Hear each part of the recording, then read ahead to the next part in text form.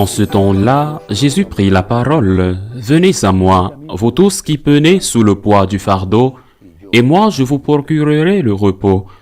Prenez sur vous mon joug, devenez mes disciples, car je suis doux et humble de cœur, et vous trouverez le repos pour votre âme. Oui, mon joug est facile à porter et mon fardeau léger.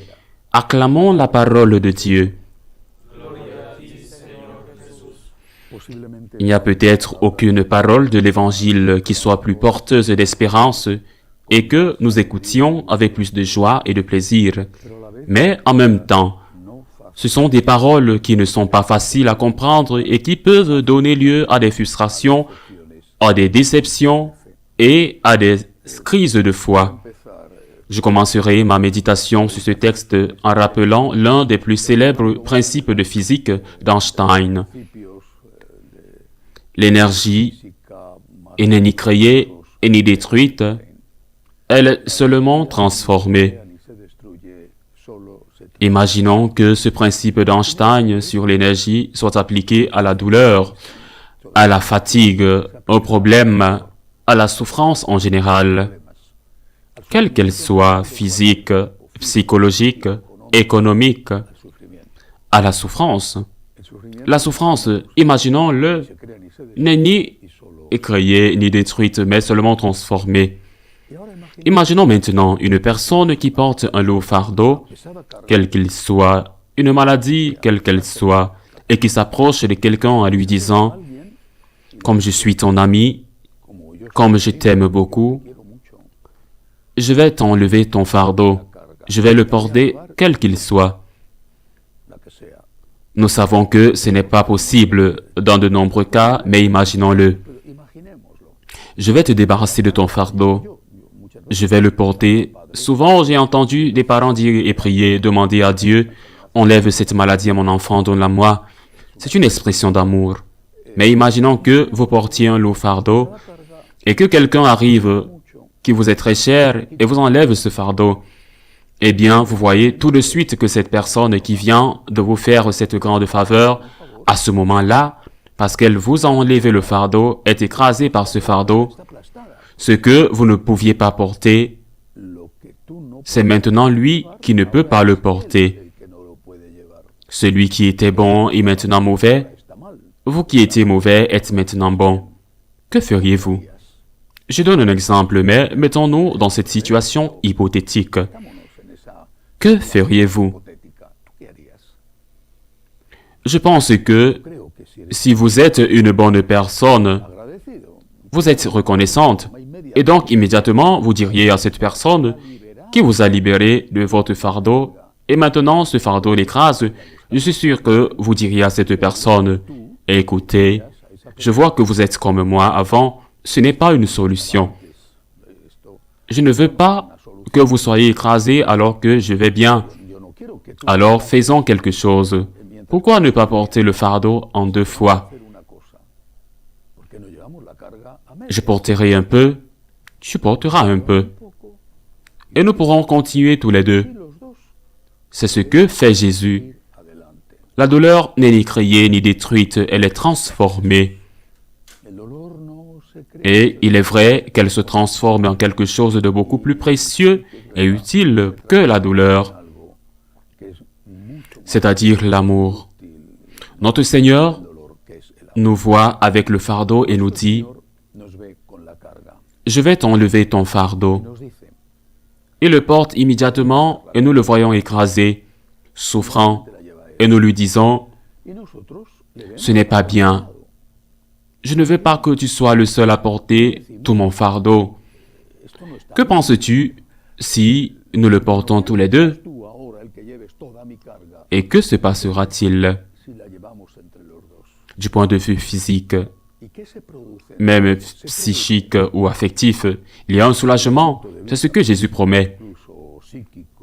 Jésus ne dit pas « Venez à moi, vous aussi êtes fatigués et chargés, et je vous soulagerai de votre fatigue et de votre fardeau. » Il ne dit pas cela, il dit « Je vous soulagerai. »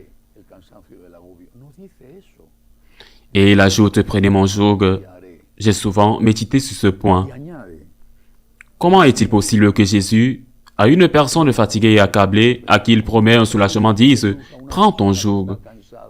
Mais si je ne peux pas prendre le mien, comment pourrais-je prendre celui de quelqu'un d'autre?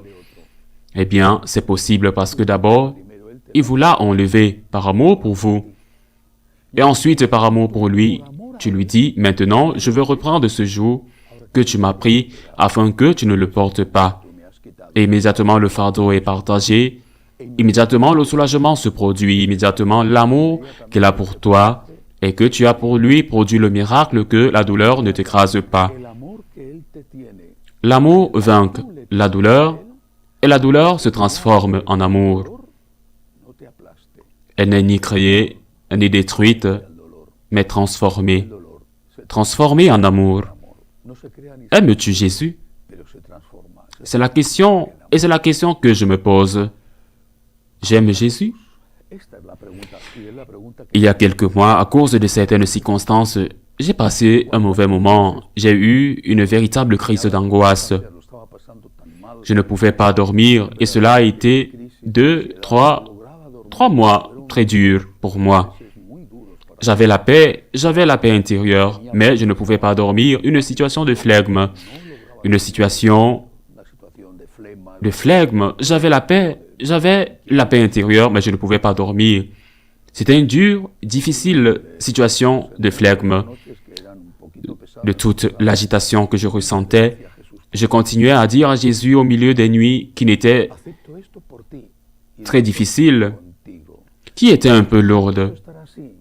Pour être honnête, je continuais à dire à Jésus, pour toi, j'accepte cela pour toi, et je l'accepte avec toi, et je suis prêt à être comme ça toute ma vie, si c'est ta volonté, juste pour être avec toi. L'anxiété n'a pas disparu, mais j'étais en paix, c'était la solution, c'était le soulagement. Je n'étais pas nerveux, je n'étais pas anxieux, je n'étais pas désespéré, j'étais en paix. Voilà le soulagement. Si vous aimez Jésus comme il vous aime, bien, jamais comme lui, parce qu'il nous aime infiniment. Il est Dieu, mais un petit peu. Si vous aimez Jésus, un petit peu, reconnaissant, parce qu'il vous aime. Si tu aimes Jésus, un tout petit peu, ce que tu dois faire, c'est lui dire, ce fardeau que je porte, Seigneur, je l'accepte pour toi, c'est ton joug, c'est ton fardeau, parce que tu me l'as pris, tu me l'as mis sur tes épaules. Sur toi, tu l'as porté sur ton dos, qui est brisé par tant de poids, le mien et celui de tant d'autres personnes. Et maintenant, je l'accepte pour toi, Seigneur, en le partageant avec moi, pour toi, en le partageant, le fardeau reste, il ne disparaît pas, mais il apporte certainement un soulagement. Il faut l'essayer, ce n'est pas une phrase, ce n'est pas une idée, il faut l'essayer. Mais je connais tant de personnes qui vivent ainsi tous les jours. Des gens qui, sans le Christ, sans accepter leur croix pour le Christ et avec le Christ, seraient écrasés par cette croix. Et la croix, c'est une vie commune difficile, une maladie très dure, un problème de travail, un problème économique qui n'est pas résolu. Avec toi, Seigneur, pour toi, Seigneur, tu as pris toutes mes fautes, tu as chargé mon fardeau, tu as porté mes péchés, tu as porté mes misères et mes douleurs et mes maladies, tu les as pris sur toi, et maintenant, Seigneur, je veux les accepter avec toi et pour toi. Avec lui et par lui, il est même possible d'être immensément heureux, et sans lui, ce qui se passe, c'est que, aussi petit que soit le fardeau, il s'avère que notre dos est si fragile et si faible que nous finissons par vouloir enlever le fardeau de nos épaules. Et souvent, les résultats sont bien pires. Le Seigneur termine en disant, et c'est une leçon de l'Évangile, un bref Évangile. Apprenez de moi, car je suis doux et humble de cœur. La douceur est un concept qu'il faut nuancer et distinguer, mais l'humilité de cœur, nous la comprenons tous. Humble signifie accepter ce que l'on ne comprend pas. Avec toi, pour toi, j'accepte ce que je ne comprends pas. J'accepte même ce qui me fait souffrir. Ainsi soit-il.